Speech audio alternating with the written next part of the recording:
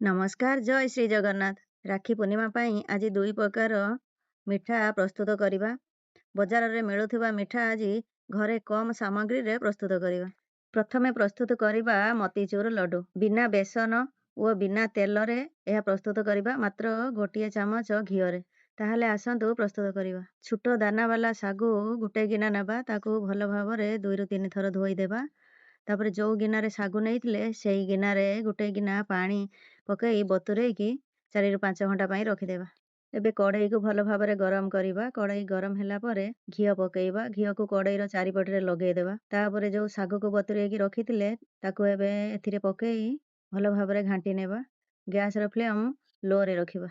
ମୋତିଚୁରର colour ଦେଖା ହେବା ପାଇଁ ଏଥିରେ ଟିକେ ଫୁଡ୍ କଲର ପକେଇବା। ତାପରେ ତାକୁ ଭଲ ଭାବରେ ଘାଣ୍ଟି ନେଉଥିବା। ଏବେ ମିଠା ପାଇଁ ଚିନି ପକେଇବା।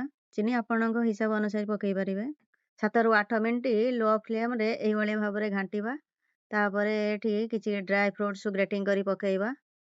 ଗୋଟେ ଦିଟା ଅଳେଇଚକୁ କୁଟିକି ମଧ୍ୟ ଏଥିରେ ପକେଇବା। ଏବେ ଭଲ ଭାବରେ ହେଇଗଲାଣି। ଏବେ ଗୋଟେ ପାତ୍ରକୁ ବାହାର କରିନେବା।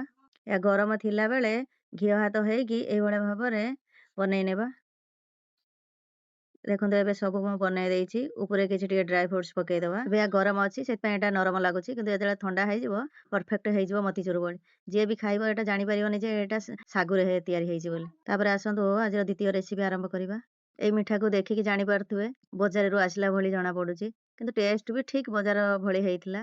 ଆସନ୍ତୁ ତାହେଲେ ଏହା ଆରମ୍ଭ କରିବା। ପ୍ରଥମେ 7-8ଟା କାଜୁ ନେବା। ବଡ ଅଳେଇଚର ମଞ୍ଜିକୁ ବାହାର କରି ପକେଇବା। ତାପରେ 3-4 ଚାମଚ କଷ୍ଟର୍ଡ ପାଉଡର ପକେଇବା। ତାପରେ କିଛି ଛେନା କରିଥିଲି, ଛେନାକୁ ଏଥିରେ ପକେଇବା। ଏବେ ଏଥିରେ ଚିନି ପକେଇବା, ଆଉ କିଛି ଅମୁଲ ପକେଇବା। କ୍ଷୀର ପକେଇ ଏହାକୁ ପ୍ଲେନ୍ କରି ବାଟି ନେବା। କଡ଼େଇରେ ଘିଅ ପକେଇ ଗରମ କରିଦେଇଥିଲି। ଏବେ ଯୋଉ ଗ୍ରାଇଣ୍ଡର କରିଦେଇଥିଲେ ତାକୁ ଏବେ ଏଥିରେ ପକେଇ ଗ୍ୟାସ୍ ଲୋ କରି ଏବେ ଘାଣ୍ଟିବା। ଗ୍ୟାସର ଫ୍ଲେମ୍ ସ୍ଲୋ ରଖିବା, ନହେଲେ ଏଟା ଜଲ୍ଦି ଟେଳା ପାଲଟିଯିବ। ଏଟା 7ରୁ 8 ମିନିଟ୍ ପରେ ଦେଖନ୍ତୁ ଏଇଭଳି ହେଇଛି। ଏବେ 10-15 ମିନିଟ୍ ପରେ ଦେଖନ୍ତୁ ଭଲ ଭାବରେ ହେଇଯାଇଛି। ଏବେ ତାକୁ ବାହାର କରିନେବା। ଗୋଟେ ଟ୍ରେରେ ବଟର ପେପର ଲଗେଇବା, ତାପରେ ୟାକୁ ତା ଉପରେ ଦେଇଦେବା।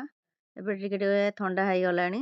ଏବେ ହାତରେ ତାକୁ ଭଲ ଭାବରେ ଦାବି ନେବା। ମୋ ଟ୍ରେ ଟିକେ ବଡ଼ ଥିଲା, କିନ୍ତୁ କମ୍ ବନେଇଥିଲି, ସେଥିପାଇଁ ଟିକେ ଜାଗା ବଳିଲା। ତାପରେ ବଟର ପେପର ସହିତ ତାକୁ ଭଲ ଭାବରେ ଗୁଡ଼େଇ ଦେଲି। ଏବେ ତାକୁ ଘଣ୍ଟେ 2 ଘଣ୍ଟା ପର୍ଯ୍ୟନ୍ତ ରଖିଦେଇଥିଲି। ଭଲ ଭାବରେ ପୁରା ଥଣ୍ଡା ହେଇଯାଇଛି, ସେଟ୍ ବି ହେଇଯାଇଛି। ଏବେ ତାକୁ ବାହାର କରିକି ଏଇଭଳି ଭାବରେ କାଟି ନେବା। ମୁଁ ଏଇଭଳି ଭାବରେ କାଟିଛି, ଆପଣ ଆପଣଙ୍କ ଇଚ୍ଛା ଅନୁସାରେ କାଟି ପାରିବେ। ତାପରେ ତାକୁ ପ୍ଲେଟରେ ଟିକେ ସଜେଇଦବା।